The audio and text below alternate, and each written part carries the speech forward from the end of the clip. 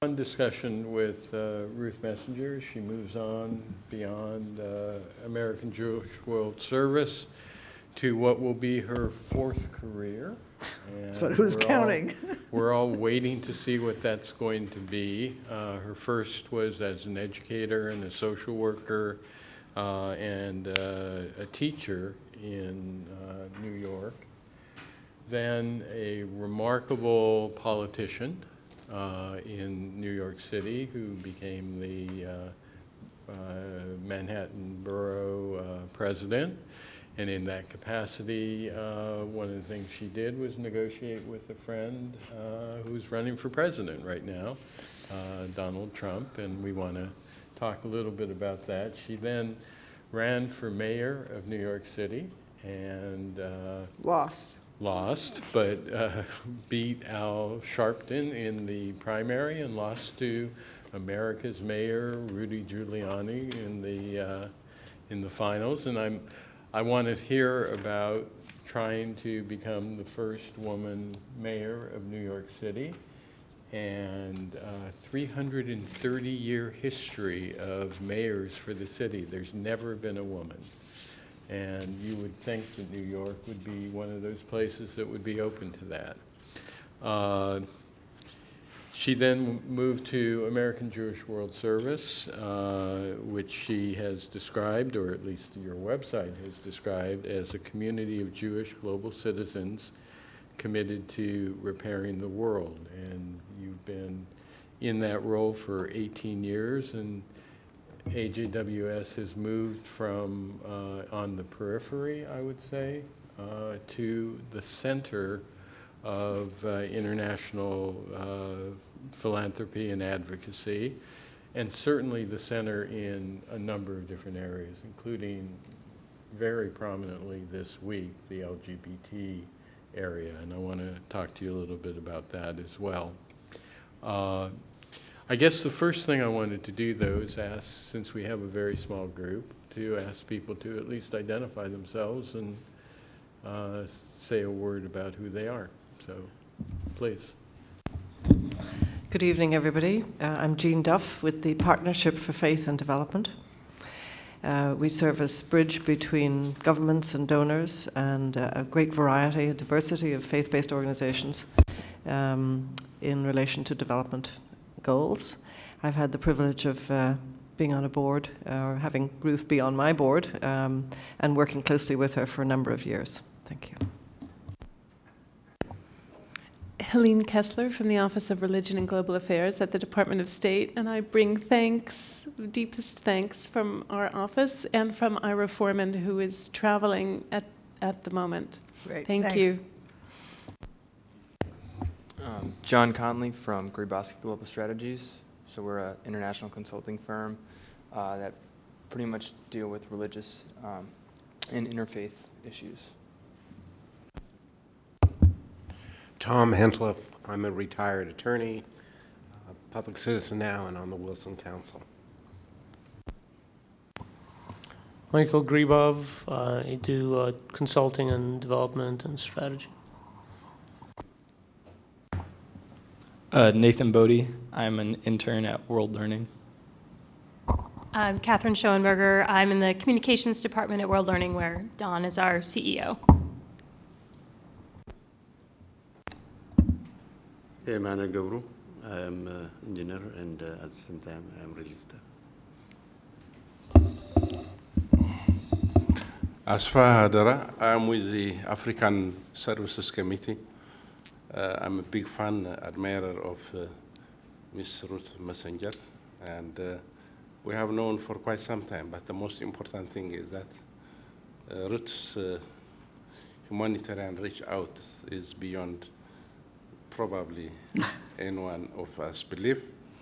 And it was her organization who have encouraged me to initiate programs in Ethiopia.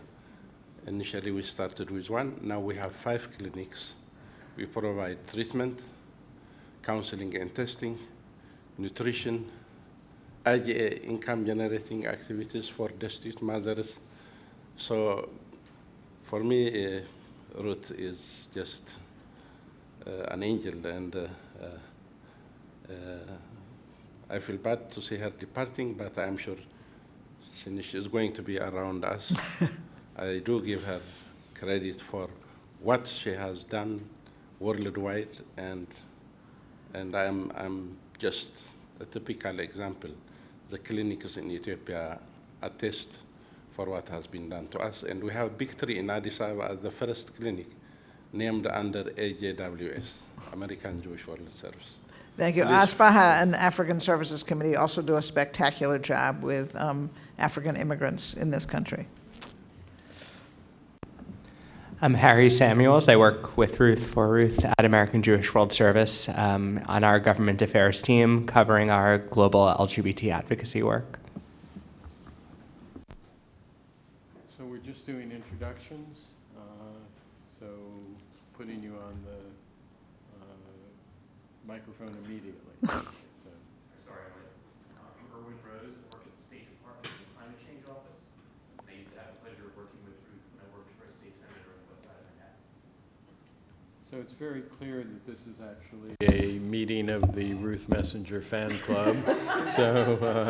So I'm have the very difficult challenge here of asking some tough questions, but I know I'm going to get straight answers. So Ruth, let's start. You've had so many different roles and so many different careers. What's the thread that links them all together, and how does that, if I can just ask to begin with, how does that relate to religion and faith in your life? So the thread is a commitment to social justice, which I tell people occasionally, those of you who aren't Jewish, maybe those of you who are Jewish, like many religions, we have like lots of different denominations, and people make too many denominational distinctions, so I occasionally tell people I'm from the Jewish social justice denomination, which is actually, from my point of view, a through point. It's the way in which I was raised, with a commitment to social justice. And I would say, I was raised that way, and it was, I was raised with the emphasis on the commitment to social justice, giving back, doing things for other people, making a difference. And that was made clear to me that that was a Jewish commitment, but that actually it wasn't totally connected to religion, and it wasn't the fiercest piece of my religious teaching. It was just that connection is there. But that's certainly the through line. So is there a faith-based aspect to that, in addition to the social values? Because there are a lot of Jews now who say, I'm not really very religious, but I do have social values and those principles as well. Like most families, we've got 7 different versions of how people connect to Judaism. I'm serious about my faith commitment. And I'm actually, occasionally when people ask me like what I'm proudest of in life, and I'm supposed to think about some political or AJWS accomplishment, I'm actually proudest of my children and my grandchildren, and I'm in this instance pleased that each of them has chosen an ongoing commitment to Judaism and to social justice. That come in great length from your mom, who was at the Jewish Theological Seminary?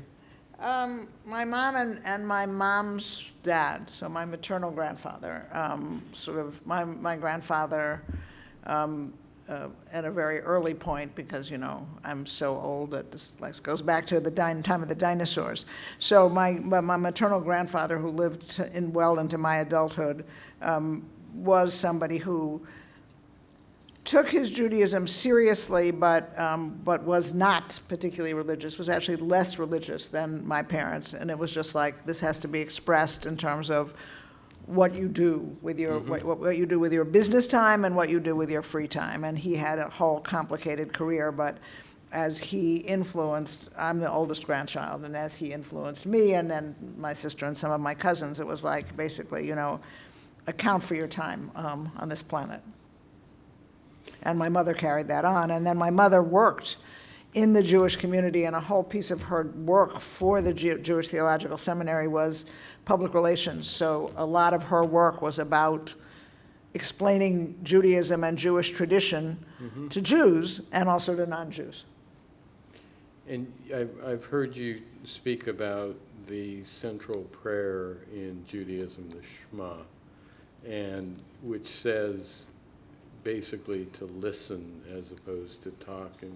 And it sounds like that drives a lot of the work that AJWS does in terms of supporting local voices. Yeah, but I think yes, I'll just be clear, there would be, we could have a 6-hour debate with Jews about what is the central prayer. Okay. But so let's just leave that. But I would say there are a variety of Jewish teachings. There's a fairly, so I just sort of list them because they're the ones that have been influential to me. There's a commandment to pursue justice, and I've always liked the interpretation that says that it's not just justice as a goal, that's pretty obvious, but that the active verb is pursue. So it's not something that will happen, and it's not something that you can casually create. You have to actually go do some work to pursue it.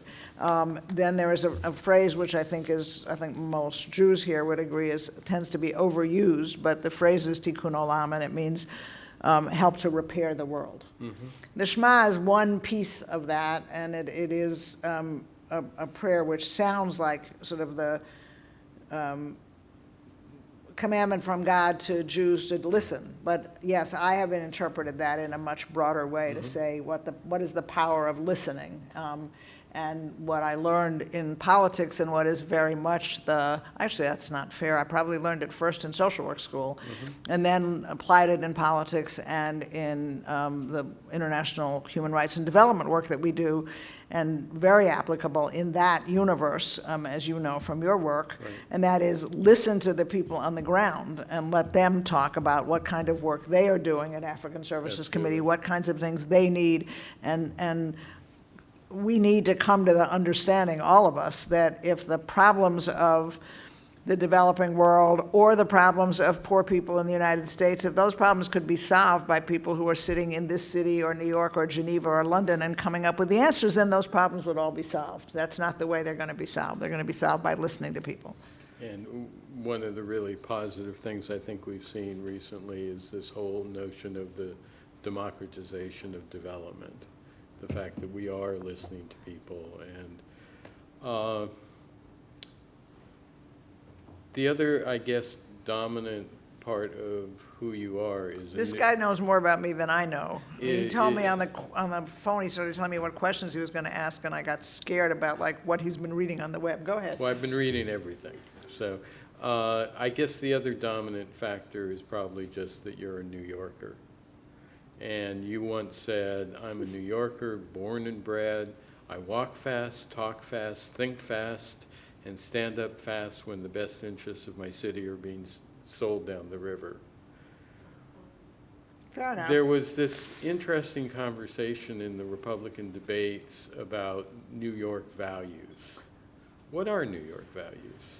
Actually, I think this is a really powerful week to talk about that.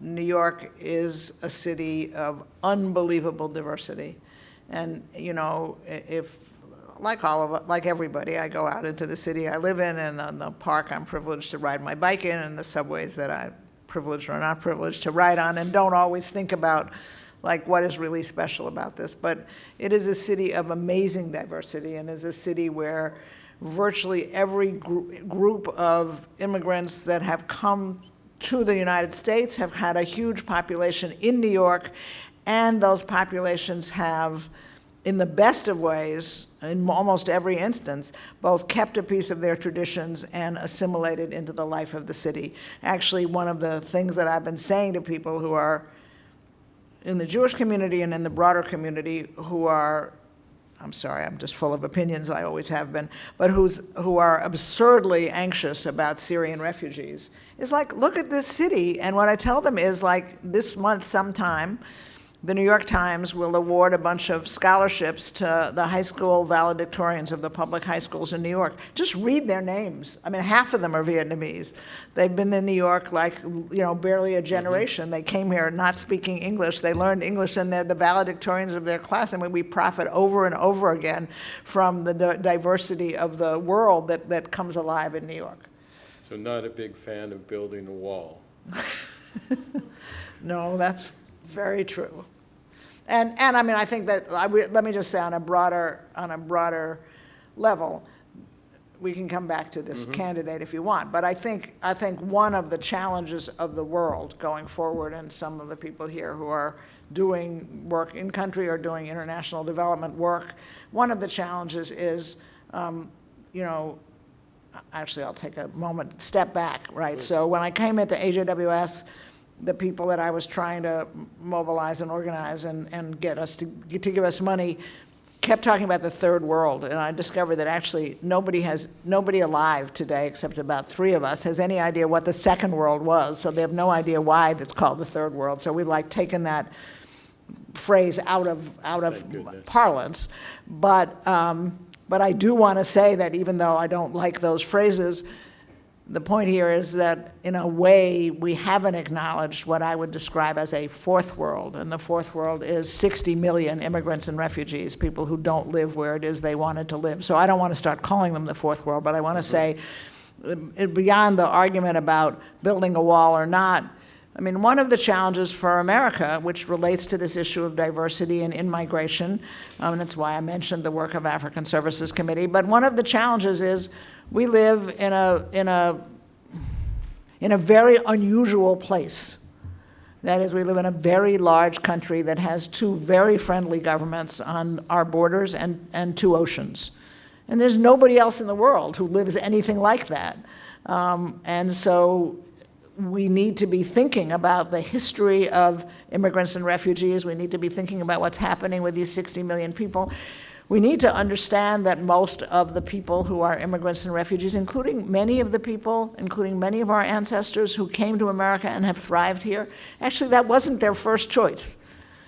You know, even the people who were like desperate to get to America because of the hope it offered, the Golden Door notion, both in Yiddish and in Chinese languages, that's because they were seeking more opportunity. So we're lucky, I think, that they've diversified the world. But let's just remember that if they had had all the options and opportunities they want in their own country, most of them would have stayed where they were.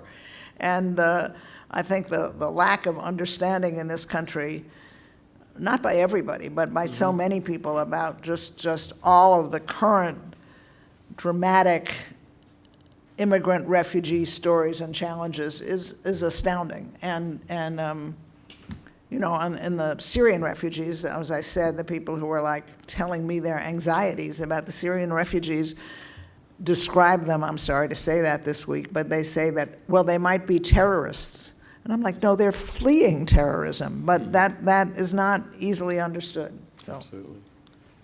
But I love New York City, yes, absolutely. So let's talk a little bit about AJWS. And the original motivation for this organization 30 years ago was? So AJWS was founded by 2 people, one of whom was on the staff and one of whom was on the board of Oxfam. Oxfam is a very powerful international relief and development organization. It actually has its roots in the British Anglican Church. That's the Ox is for Oxford. These 2 individuals, each one of whom tells me that it was really his doing, so we'll leave it at that. These 2 individuals got the notion that, well, no, they didn't get the notion. First, they saw the evidence that several members of the staff and the boards of international relief and development organizations in the 1970s and 80s were Jews who were interested in this work. And they said, you know, we should be doing this as a Jewish organization because it's a good way for, their notion was, it tracks with a Jewish commitment to take care of the other and the stranger, and it's a good way for Jews to be seen in the world. So one motivation was addressing anti-Semitism? I'm trying to think carefully about how to answer that. Even in the founding days, although that was a notion, they didn't talk about it quite that way. They talked about it as like it's a good way for Jews to be seen in the world. Elie Wiesel was at the founding of American Jewish World Service, and I'm sorry to tell you, have his words right, committed to memory. But it was basically, this is a Jewish thing to do. Right. And we should be seen in the world as doing it. One of our founders, the person who was on the board and whose money it was, had a phrase which AJWS has not allowed me to use, so only because this is an exit interview, I'm sharing it. But his phrase was, American Jewish World Service is good for the Jews by not being good for the Jews.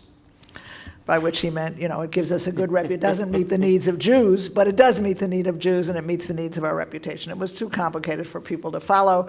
And I would say much more. I want to talk about the organization. So I came in its, I can't figure this out, 12th or 13th year, 12th year, and I've been there for 18 years. And I would say we are very clear about being rooted in a range of Jewish values, which we're quite articulate about. And we do believe that the ways in which we are seen by the organizations that we help all over the world in 19 countries is exactly the way we would like Jews to be seen in the 21st century. But we don't engage with the notion of this is like a direct counter to anti-Semitism. You've, as an organization, you haven't tended to focus on humanitarian assistance. There have been a number of cases where you did, in terms of, in fact, the first activity, I guess, was in a volcano disaster in Colombia, and you did some work in the Philippines with typhoons. But a number of organizations think that those are the easiest situations to get involved in because you simply supply relief activities, et cetera. Was this a conscious decision? It was done, but it's not. There aren't great records in history. So I mean, I really had to put together the history. But I would say that from the very beginning, I mean, when I had nothing to do with the organization, the board and the first members of the staff, they didn't have nearly the sophisticated approach to being a rights-based development organization that we have now, but they did have the notion that relief was really only a short-term measure, and that they might provide relief after human-made or natural-made crises, but they were interested in development. And actually, when I came in 1998, and understood that argument, I then had to re-argue that we had to be responsive to disasters because they were the only things that made the newspaper. So our actual or theoretical constituency in the American Jewish community had no notion of like what was happening in most of the countries in the world unless there was a typhoon, a hurricane, ethnic cleansing, or an earthquake. So probably one of the things that I did, which required some work and manipulation on an ongoing basis, was to say, we will respond to disasters in countries where we have enough connections to make a difference. And we will get money from donors because they discover there's a disaster and then they see us in some newspaper or computer list. And then it's our job to, first of all, to use that money in a way that goes beyond short-term relief and that encourages development and that ensures that the relief funds get to populations that are being re-marginalized by relief agencies and by governments. And then it's our job, which is challenging, is to engage those donors to think about long-term support for rights-based development and human rights work, which is the core of what we do. Yeah, and that's where I wanted to go next. You have something called the We Believe campaign, which is focused on promoting human rights by ending violence against women and girls, by stopping hate crimes against LGBT people, and ending child marriage. And I've always wondered why those particular issues. Okay, so let me take a huge step back. So, so we'll chart the history more or less in, I don't know, 3 or 4 chapters at AJWS. So the first 10 or 12 years, it was just doing what these original founders thought to do. It was finding organizations around, it was responding to some disasters, but it was focused on finding organizations that were doing thoughtful development, that were in sometimes clear and sometimes inchoate way interested in expanding human rights, and it was doing that work. When I came, as I said, we actually took on, in some ways, some larger reliefs to development agendas to become better known and to raise money. Plus, the world, I really wish to say I wasn't responsible for this, but the world fell apart when I arrived. So I came in 1998, Hurricane George, Hurricane Mitch, the earthquake in El Salvador, the earthquake in Turkey, and the ethnic cleansing in Kosovo all happened in my first 3 years. So that was a little alarming. Any cause and effect here? I have no idea what I did to cause all of those disasters. And then, actually, even as that helped us to grow, which helped us to be doing more of what we would describe as rights-based development work. But then we got hugely engaged, again, through the outside activities in being a lead voice. This was the first time we really played a lead role against the genocide in Darfur. And then a very powerful relief to development agenda following the Southeast Asia tsunami. And just to prove the point I was making before, in 2005, which I guess is when the tsunami was, or 4, I can't remember. But anyway, we were we had grown from a $2.8 million to an $8 million organization by that time over the first 6 years that I was there. And in response to the South Asia tsunami, we received $11.5 million. Right. So it then became a challenge to figure out, how do you manage this? How do you manage relief money? How do you turn from relief to development to human rights? How do you spend money that you get after a disaster in the most responsible way, which, by the way, in that instance and in the instance of the Haiti earthquake, required us telling our larger donors, we are not spending all of this money in the next 6 months. So if that's what you intend, is only that every penny of your contribution is going to go to that kid you saw on television sitting on a pile of rubble in Haiti, then don't give it to us, because we have a different notion. Anyway, moving forward, I would say then in 2010, 11, and 12, we did a very serious piece of board development and strategic planning work overseen by Robert Bank, who's the executive vice president, about to be the president and CEO. And that allowed us to much more clearly define the countries we were going to work in, the thematic areas that we were going to work on. And then we get to the answer to your question. When our program staff was doing that, they thought quite logically, based on the work we were already doing, that a focus on the status of marginalized populations would always be a hallmark of our work. That relates to what I talked about as Jewish values. So marginalized populations in the developing world are like more than half the population. Right. It's immigrants and refugees. It's, by the way, not immigrants and refugees in this country. Immigrants and refugees like in Chad because they were chased out of Darfur or whatever. Immigrants and refugees, girls and women, sexual minorities, persons with disabilities, and groups that were the victims of some form of oppression or discrimination for other reasons. So, for example, we do a lot of work in India. I've never measured this, but we probably do more work in India with Muslim population because it's a Hindu country in which the Muslims are victims of discrimination. Anyway, the next piece of that, then, having decided that strategically, having really picked those themes and developed them so that now our thematic areas, the countries are all on the website, and they're basically Central America, West Africa, East Africa, India, Sri Lanka, and a few countries in South Asia. So the thematic areas are sexual health and reproductive rights, which is all of our women and girls work, all of our LGBT work, and now, both because it's a huge human rights, social change and public health issue, and because we have a donor who's interested, we're doing a lot of work on early and child marriage in India. Right. That's all one bucket. The second bucket, which is easier to describe, is civil and political rights, which mostly has to do with building and rebuilding civil society after conflict. So think Sri Lanka, Democratic Republic of Congo.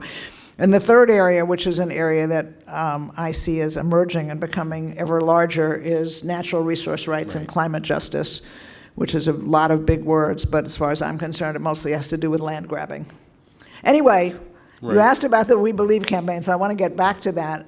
Always, when we are doing our work with our grassroots partners in the developing world, we are looking to educate the American Jewish community about the work we do and why we do it and what needs to be done. And we're looking for the right connections between the work of our grassroots partners and their allies overseas and their advocacy work in their own countries with the work we do in Washington, pointing to Harry because he's in the Washington office, and looking for policy connections here, never taking on too much, never being responsive probably to some of you in this audience who have written us and said, won't you do this, won't you sign that letter, won't you also, we've really tried to target it to very specific issues where there's a huge, it's a complicated intersection. We're looking for issues that really matter to our grassroots groups, where if the US policy changed, in a sense, we'd have less work to do, they'd have more options. But then, that's a universe of issues. Then within that universe of issues, we have to find issues that we think we can really sell in the Jewish community, because otherwise advocacy won't work. And, biggest problem right now, we have to find issues that have some traction in this Congress. So you refer to our We Believe campaign. It was a major campaign for 2 or 3 years. It's not right now, because it was an effort in response to the problems we saw around the world to get the Congress to pass the International Violence Against Women Act, which it became absolutely clear that we were hugely effective in that we got more Republican co-sponsors than anybody else ever had. And we didn't do it alone. We did it with a lot of other organizations, but we built a really serious bipartisan commitment to oppose violence against women in the rest of the world. It doesn't sound so complicated. It also became clear it was never going to pass in this Congress. For really crazy reasons. Oh, well, there are some people who say that it is creating the right to abortion on demand. Others who are saying that it's euthanasia. You got it, all of those things. So I would say that then we had also done some serious work in Washington on the food bill, farm bill, and how food aid is delivered. And actually I feel very proud of the victories we won there.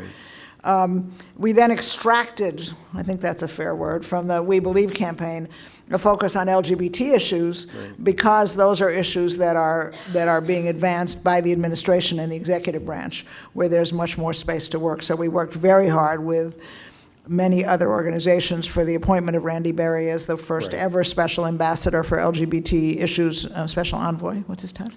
But I need to point out that AID had already assigned that's where he used to be, a full-time LGBT coordinator, and was the first with whom we also work very closely. So all of those issues, but I'm just saying, like, so it's literally the job of Harry and his colleagues to look for ways in which we can use the connections that we have, many of which they've developed, and the connections which some of our broader Jewish community has, including rabbis, for those issues where we can make a difference. And so in addition to the LGBT work, which is going along quite nicely, the other big issue that we've been working on is the issue of statelessness, particularly in the Dominican Republic, which is also an issue that I would like to say, with significant help from us, has now very much on the minds of the people in the State Department. And it is on the mind, which is good, of a significant number of members of Congress, but it doesn't require congressional action to be concerned about the fact that the U.S. is not using any of our, or not any, it's not nearly using the full power that we have to change the policies of the government of the Dominican Republic to, just for those of you who don't know what they're doing, who are systematically denying 250,000 Dominicans of Haitian descent of their right to citizenship in any country, and saying that they should return to Haiti, a country from which they did not come and whose language they don't speak, and a country that's in constant political turmoil in addition. So let me ask you why American Jewish World Service is not working in Israel, the West Bank, or any other part of the Middle East. Okay, so there's a whole set of reasons for that. We can decide on which level you'd like to have the answer. To the credit of the founders, actually, in the early days of AJWS, when there was not, and I'm not faulting them for this, but there wasn't a great deal of strategic analysis, But there was a decision that since at that time, of course, we were tiny, the resources that we had would best be used in the countries that are in the lowest third of the United Nations Human Development Index. Okay. So the world is basically divided in thirds, rich, middle, and poor. And the countries we work in, even when we were in more countries, now we're in 19 or 18, depending on how we count, are all in the poorest third. So that's one simple answer, that neither Israel nor other countries in the Middle East, many of which have severe problems with fill in the blank, hunger, poverty, discrimination, oppression, denial of human rights, etc. None of them are in the bottom third, mostly because of oil. So those are places that we don't work. So that's one answer. But I would say that the other answer is, or two other answers. One is there is a universe of Jewish organizations, sometimes looks like alphabet soup, that are concerned about issues in Israel and the Middle East, from the relatively farther right sort of defense-oriented organizations to the relatively very left coexistence, social change, Peace Now, hunger, whatever organizations. So we are clearly, I want to say, probably one of the strongest through lines at AJWS over 30 years is like not to reinvent the wheel. So they don't need us to do Middle East work. And when we do occasionally get calls for like, how do I help the Jews in Moldova? Why aren't we working in Argentina after the economic crisis that hurt the Jewish community? And I want to do this in Israel. There are a lot of places for us to refer people to that are organizations with that expertise. And then I want to say very honestly, and without wanting to spend the rest of the interview or any interview on this, that the passions in the Jewish community about Israel and the Middle East, which I think are often more passion than reason, but makes it really, really hard to take thoughtful positions on what are issues of poverty, oppression, and human rights in that region, and do anything else. So I learned early on in my tenure that when we did have a couple of projects in the Middle East, that it was like, I don't want to be misunderstood saying this, it was like a distraction from what else we were doing. So I tell people there's this universe of Jewish organizations and other organizations working on Israel and the Middle East. There's some Jewish organizations in America that work on American challenges of poverty, gun violence, abortion rights, etc. And we got the rest of the world, and it's enough. So. Dayenu. Very good. That's about the only word I know. I want to take you back to a situation that mirrors, in a sense, today. A woman running for an office that's never been held by a woman before. A woman who defeats a far-left rival, goes up against a Republican who many perceive as arrogant and brash, but is strangely popular with a lot of people. And of course, I'm not talking about today, I'm talking about 1997, when you ran for mayor of New York City. Why didn't it work? And by the way, Robert Bank, our incoming CEO, likes to, right now in the midst of the Hillary Sanders, Hillary Trump, likes to make this point all the time about a parallel to my life. Why didn't it work? It didn't work for a lot of reasons, but I can enumerate some of them. So first of all, I was on which is different than the situation today, I was on a lost cause effort to defeat an incumbent. Incumbents don't lose. It's not that they never lose, but this is a challenge of American politics, and it's a more and more of a challenge under Citizens United, because incumbency confers immense power, and incumbency plus money. But anyway, it was highly likely that Rudy Giuliani was going to get a second term. There were many, many people who didn't like him, but that was not. So that's the first, I think, the strongest reason it didn't work. I knew that going into the race. I thought he needed to be opposed. I thought he needed to be opposed on several critical issues for the future of New York. And that's why I ran the campaign, and I ran it in a very, thanks to a lot of people who were helping me, in a very populist way that really engaged groups in living rooms and got people, got people engaged in talking about what was good about the Giuliani first term and what was really appalling. So, but the first reason it didn't work was incumbency.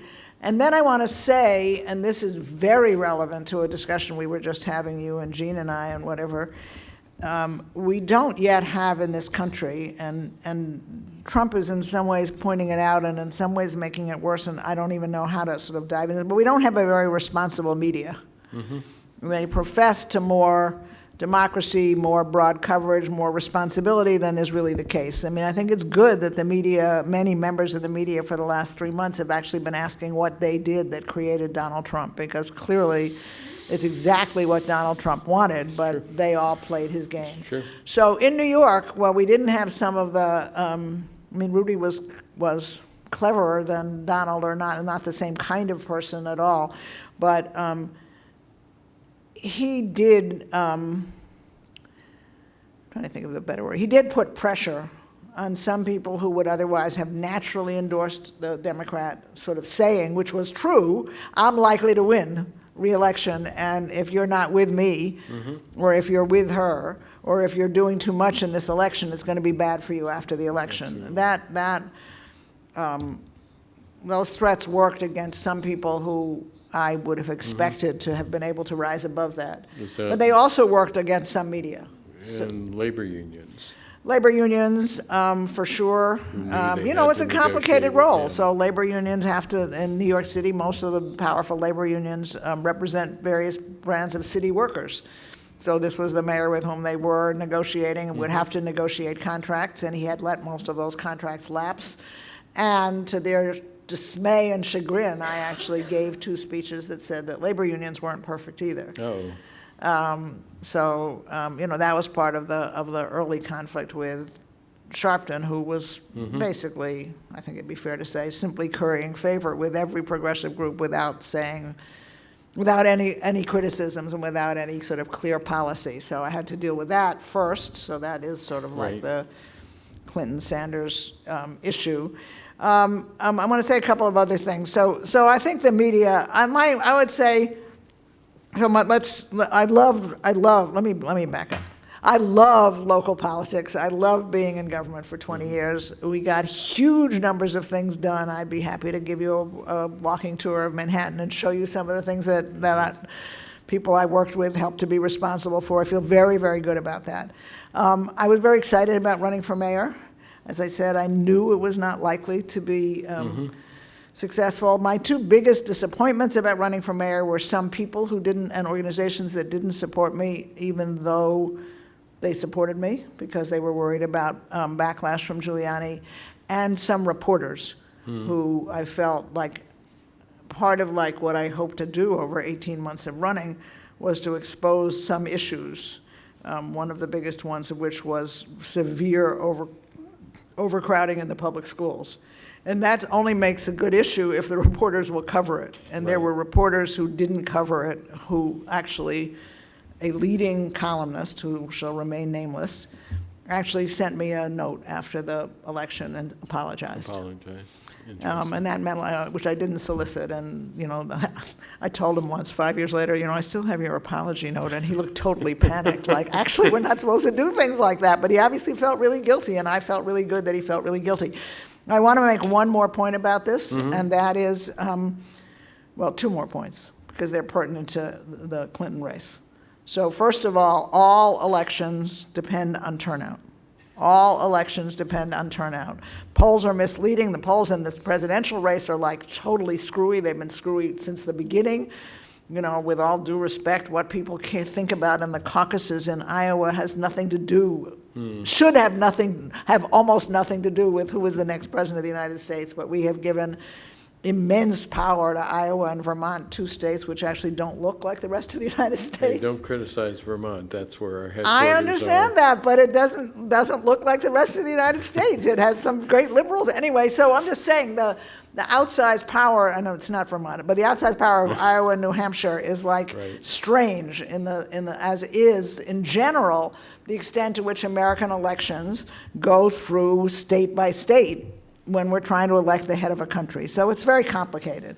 But anyway, turnout matters, and pollsters don't know much about turnout, and people don't tell pollsters everything about when they did or didn't last vote and whether or not they aren't going to turn out. You won 80% of the black vote, but the blacks did not turn out. Right, so that's exactly it. So it's like, but then the other point I want to make, and I want to make 2 points, 3 points about Hillary. One is it's very, very hard to run and stay true to yourself and true to a set of values and put up with what can be the best of democracy, but also can be exhausting. So I would like you to pay some note to that. 2 is that, and you implied this when you talked about the statistics before, but I think that probably people in this room do not have any understanding of how much latent sexism there is. I'm not saying in general. I think in general you know that. I'm talking about latent sexism against a woman as an executive. It exists in the not-for-profit sector, where I'm happy to have been an executive for many years. It exists for sure in the for-profit sector, but it exists in politics. And so just as one reference, and this is now 18 years ago, so I will hope that it's changed. But you talked about the black vote. That's actually true. But we knew from our polls that I was hugely popular, deservedly so, because of my work, in the Hispanic community, and that Hispanic women over the age of 30 said, oh no, a woman can't be mayor. So, I mean, so just like that, those are mindsets that people are going to have to deal with over time to make change, and that's going to be an issue for Hillary. And one of the reasons that Hillary is not saying everything that, you know, Harry or Irwin or Asfaha wants her to say immediately is because there's a huge number of things that if she were to say them, people would say, oh, see, she's soft on, or she's just a woman, or she can't be an executive, so that's clean. And then the last point I'm going to make, and I'm just going to make it because I've lived with it my whole life, and that is, of course, there are many, many, many things in the world that it would be, and this week is a very painful reminder, like what it's like to still be LGBTQ in this country, what it's like to be a Muslim in this country. So I don't want this next point to sound superficial, but I want to say that women get judged by their appearance all the time, and men never do. So except for those of you who are old enough to remember this, except for the Kennedy-Nixon debates where Kennedy probably beat Nixon because Nixon looked so terrible on television that people couldn't imagine him becoming a president. But literally, women in public life and women in elected life and women running for executive positions are criticized all the time for how they look. And it's just another exhausting feature of being in the public eye. So my college graduation speaker was Shirley Chisholm, and she said at our graduation something that she said elsewhere, which was that she's faced more discrimination in her life based upon being a woman than being an African American. Absolutely. She said it many, many places, and it was really powerful to those of us who were women following her in public life. So we've had 330 years of mayors of New York City. We haven't had a single woman. I did the calculation. If that were a question of just randomness, that would be 16.8 billion to 1 is the likelihood that you would have everyone be a man. What are we going to do about it? Is Hillary going to, is that going to be a glass ceiling that breaks? I mean, I think she's talking about it exactly right. 18 million holes in the glass ceiling. Every time she moves forward or every time other women move forward, it opens the door a little bit. I mean, let's just be clear. We're talking for legitimate reasons about running for the chief executive position. But women in public life in this country hold between 17 and 20% of the seats, and that's the highest it's ever been. Right.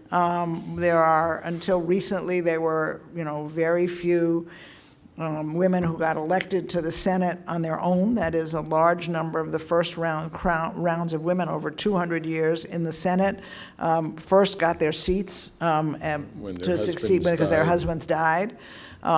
We have a very bad track record on this. The United States, this is really funny if you have a sense of humor about this, when the United States was negotiating, peace deals with Afghanistan and Iran, we told them that they needed to have 25% of their elected officials be women, but we've never had that number. And for those of you who, here's my trivia quiz. Harry can't answer. So 2 guesses. I'm only giving you 2 because you're too smart an audience. Who knows which country has the highest percentage of women in elected office? Rwanda. Yeah, well, you work in the field. I do this in huge audiences on college campuses, and women say nobody ever knows. So 62% of the legislature in Rwanda is women. Absolutely. So you didn't mention anti-Semitism. And I know New York has a very high percentage of Jewish people. Have you felt anti-Semitism in your life? Very little. Very little. I don't think it's an issue in New York. It's not an issue in New York politics. I mean, after all, Ed Koch was our mayor for 12 years, and he was like, and I, as Erwin knows, since I fought with Ed Koch almost every day of those 12 years, I want to give him credit for being really a public Jew. He made it clear to everybody that he was a Jew, that his way of talking, that his upbringing, that his history was Jewish, and even people who didn't like his politics kind of liked his shtick and his performance. And so, and by the way, he wasn't the first Jewish mayor, so it's not a big issue in New York, but I think more importantly for what we're talking about now, for American Jewish World Service, it is not a significant issue in the places that we work.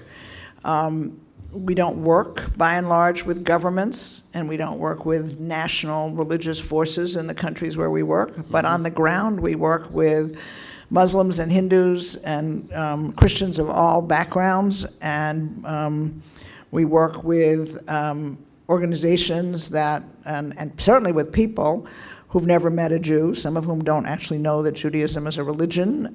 They are in countries where they may have heard terrible things about Jews.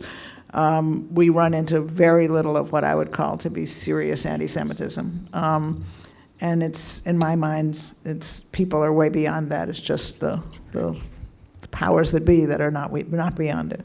So I'm going to ask 2 more questions, and then we're going to open it up for Okay, great. questions. I'm having fun. I am too.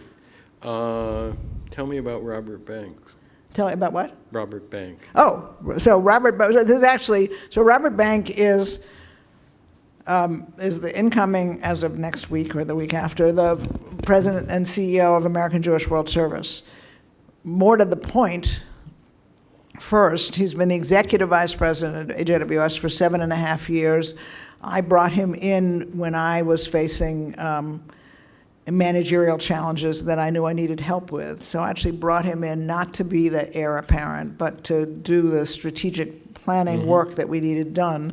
We turned out, I think he would certainly agree with this if he were here, to have a perfect partnership. So we've been able to work and divide up the work very nicely. But I think what's really important to say here, I mean, I'll say some more about him as a person, but what's really important to say is that to the credit of our board, they made a decision to do an internal transition, which was it's not right for every organization, but it was exactly right for AJWS at this moment in its life. It didn't need to spend $150,000 on a national search, and needed to build from its existing strengths. So it's a great move, and there's a benefit for me, which is I get to keep working on a couple of issues for AJWS. But the more interesting thing about Robert is his background, because although blissfully you haven't asked me everything about my background, but which is good. But as I made it clear, like I grew up in New York with a mindset influenced by Judaism, but about American social justice. And then I worked in the city for 20 years, or actually I worked in the city on city issues for much more than 20 years. And then I found myself doing international issues. Robert is an immigrant to the United States, comes from Cape Town. His family left Cape Town when he was 17 because of apartheid. He had the experience of seeing the worst ravages of apartheid, seeing some members of his family, white Jewish South Africans, join the ANC and go to jail.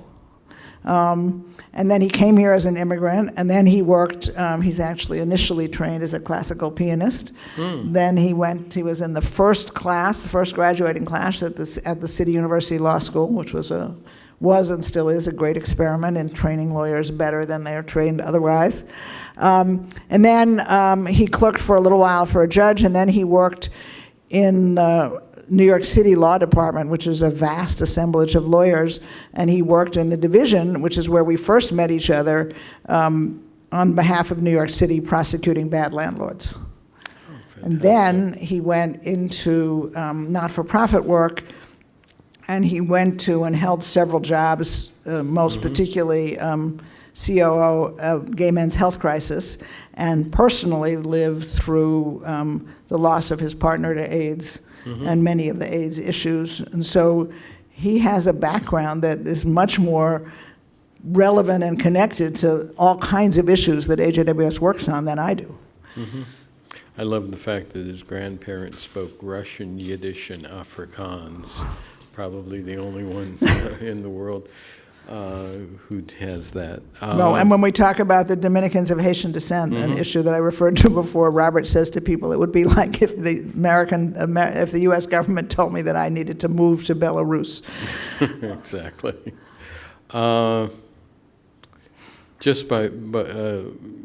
I said this last question, I'm going to ask one other. AJWS, American Jewish World Service, what does that mean? I have no idea. No, it has to be a branding nightmare. Well, yeah, but you know, all of you who are in organizations, the branding challenge is always like, do we keep building on the name that at least some people know, or do we go and rebrand the whole thing? So we basically chose the former. I like to say that we chose to stay with our name because it begins with A, which means we're at the top of the list for a large number of relief lists, so that's how people got to know us. Look, it came from these two founders who argue with each other about who founded it, like the Friends Service Committee, Quakers, and something in Great Britain called Something World Service. So they just sort of stuck these words together. We are American, we are Jewish, we work in the world. Their use of service actually was more thinking about funding and relief. So anyway, it's our name, and people make fun of it, but it's what we got. For those of you who haven't gone on American Jewish World Service website, you can find the most hilarious video of Ben Stiller and Don Johnson and Julia Louis-Dreyfus and Patrick, all talking about American Jewish World Service in the most hilarious ways. And one thing that Ben Stiller does there is to suggest they change the name very slightly to Jewish American World Service, because then it would be JAWS. And he says that the public broadcasting systems would do a Shark Week for American Jewish World Service. It's very funny. It's very funny. So what comes next? So as Global Ambassador, which is frankly a title that Robert made up, which was like so delicious that I just took it right away.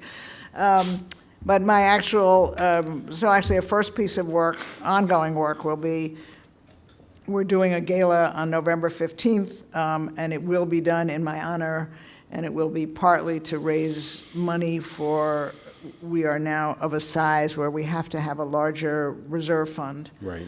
And it's called the Ruth Messinger Legacy Fund. When they told me that, I thought it meant I was dead already. Exactly. So I had a few questions, but since I've been convinced, it doesn't mean I'm dead. They didn't call it memorial. So I will help to raise money for the gala and the Sustainability Fund. We're doing very well on the sustainability campaign. But the particular jobs I'll have are to continue working on our work with rabbis. So we do outreach to rabbis to engage them in our work, teach them about what we do. Our Global Justice Fellowship takes rabbis, small cohort of rabbis each year, to the developing world to see our projects and to come back to be advocates and ambassadors. And I've loved that piece of our work, and I will continue to do that. And then the other thing that I'll do, which I've talked to you about, is to look with some staff, and including some brand new staff who are just coming on, to look for the right places to play. I don't mean that that's not very nice, to show up in the international interfaith community.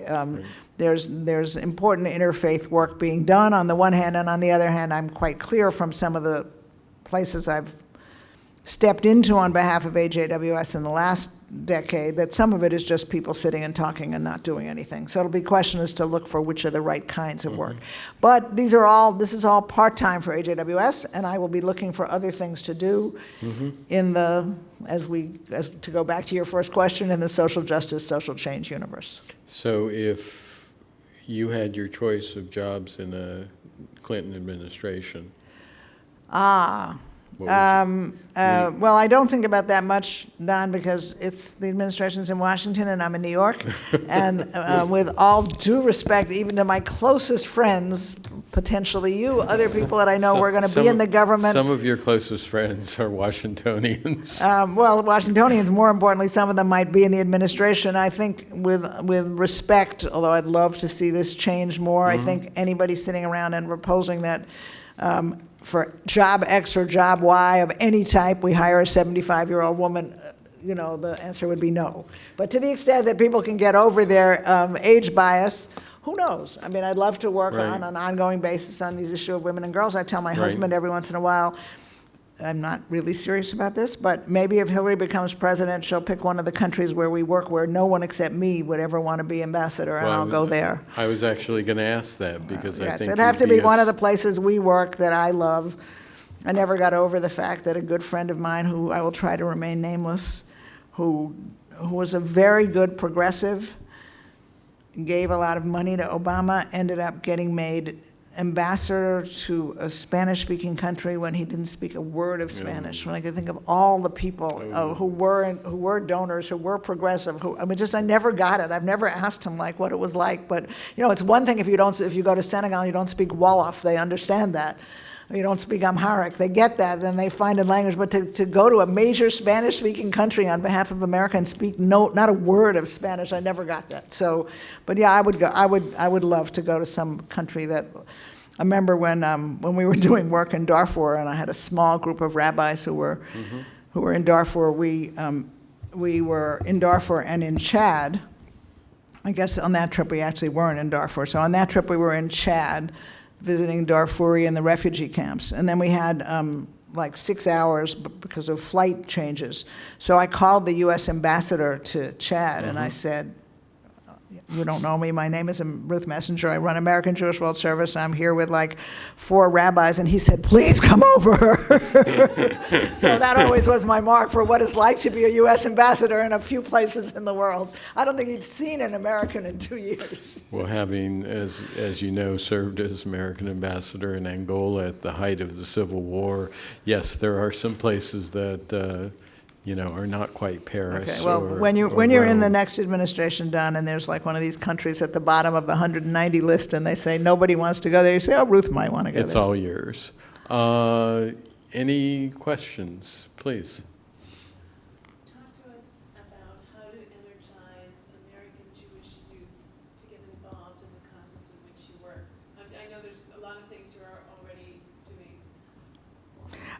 Well, we're doing a lot of it, and I'm going to be, this is why this is an exit interview. I get to say things that I didn't say in the last 18 years, but, just like we were talking, and I don't think I ever finished a point a few minutes ago, so I just want to say, when Hillary is president, God willing, that will have a dramatic impact on what people think is possible, what people think women can do, what girls think about their own futures. Now, why did I say that? Because it seems pertinent here is for all of the great work that I think not just American Jewish World Service, but a whole network of relatively newer progressive Jewish organizations that are dealing with issues of hunger and dealing with issues of voting rights and dealing with issues of gun violence and like the more official parts of the Jewish establishment, from federations to Hillels to some degree even the denominations, they're so slow to engage these issues that they just make it's like giving us an unnecessary hurdle in reaching the next generation. So, you know, it's not like we haven't had invitations to all of these places. We have, but it's like very, very slow. There's a city, I won't mention it now, but a fairly large American city that's just about to get a new federation director. I've been through this in plenty of places before, but this guy is young, energetic, progressive. And, you know, I said to him, like, you know, do they know what they're doing? And he said, I think so. And this guy will look for a program, frankly, beyond our capacity. I mean, I've told him, like, anything you want to do with us now, we don't do those things anymore unless it's fully paid for. And he's like, that's okay, we'll raise the money, we'll design the program. So that might actually happen. But a huge piece of this is, you know, okay, I'll be very direct. We're not going to show this on YouTube tonight, right? Okay. So we need to see the Hillels, which are the first place that young people come outside of their own homes and families, much more engaged on a universe of issues. I mean, I won't get involved in discussing how they deal with the Middle East, then I'll leave that to someone else. But forget the Middle East for a minute. The question is, like, what are they doing about Islamophobia on campuses? What are they doing? Do you know that depending on who you ask now, between 10 and 20% of the American Jewish community are people of color, including 2 of my grandchildren? And it's still like considered like who, what? And actually I read a very sad piece by a colleague of mine who was talking to somebody whose, I guess, situation is like mine in that he's white, but one of his grandchildren is a grandchild of color. And he finally admitted to her that he can't get this kid to go back to synagogue because when he went to synagogue, someone asked him if he wasn't in the wrong place. You know, so like, get over it. The official organizations that deal with young Jews in a variety of ways and places should be partnering with us, partnering with Mazon, partnering with Hazon, I mean, all of these organizations are doing work. They're reaching young Jews, but compared to the picture of the American Jewish community, they're doing what I believe in, which is they're coming up from the bottom, they're grassroots efforts, but they need to be recognized in a more open way from the top. But meanwhile, right now, what you should do is any place you're in contact with anyone in the Jewish community is get them to do what we did spectacularly yesterday in the progressive Jewish community, and that is to take positions on gun violence. And yesterday, just so we mention it, I mean, you know, Senators Blumenthal and Murphy from Connecticut started a serious filibuster on legislation that actually I believe was originally Dianne Feinstein's legislation, but they got almost every Democratic senator to show up and express support for their work. They got an agreement from Republicans that there would be a vote, which doesn't mean we'll win it. But what I want to say is we use social media to generate hundreds of phone calls, probably thousands of phone calls to those senators. And that's the kind of thing that we were just doing it within our community, but that's the kind of thing that I spoke to a group of young Jewish professionals last night, and I was like, just go back to your organization on Monday. And there are 2 questions. What can your organization do to take a position on gun violence? And what can your organization do to take a position on Islamophobia?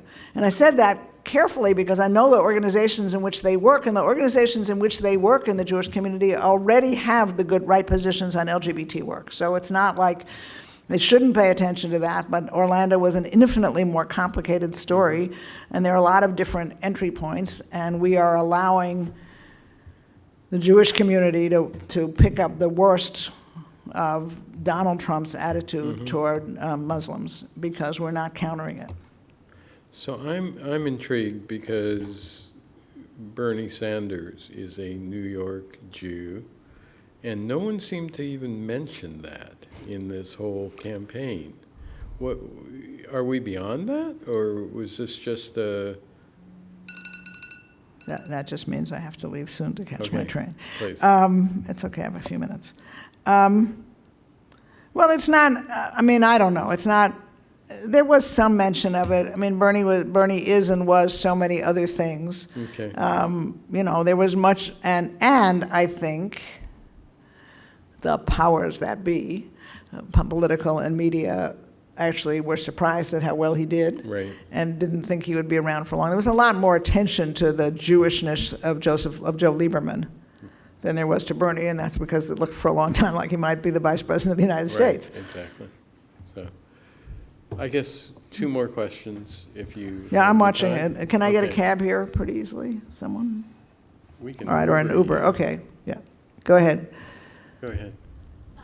You mentioned the sexism that you faced in your career. How did you deal with that, and what advice do you have for other women dealing with that as they move on in their careers?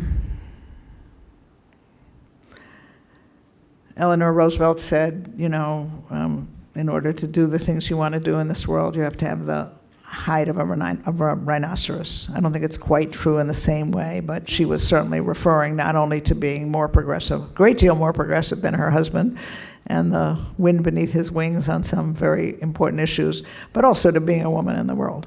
So, look, we're going to change it only by changing it. And so there's lots that's the matter with Sheryl Sandberg's take on all of this, and she doesn't understand what it's like to actually be a typical woman in the work world.